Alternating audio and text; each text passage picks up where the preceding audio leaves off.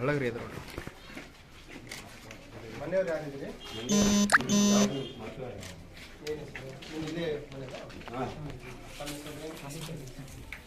ಏನಾಯ್ತು ತಂಗಾರಿ ನಾವು ದೊಡ್ಡನೇ ಇರ್ತಾರೆ ಅವ್ರ ಮನೆ ಮೂರು 4 ಹೋಗ್ಬೋದು ಇವರು ಇರ್ತಾರೆ ಇವರು ಹೊಂದಾಗಿರ್ತಾರೆ ಅಲ್ಲಿ ಅವ್ರು ಇವ್ರು ಪಪ್ಪವ್ರ ಕೈಲಿ ಊಟ ಕೂತಾರೆ ಗಂಗಾ ಶಿವಲಿಂಗಪ್ಪ ಒಬ್ಬನೇ ಬಂದಿದ್ದಾರೆ. ಇದು ಸರ್ ಹೊಲ ತೊಗೊಂಡಿಲ್ಲ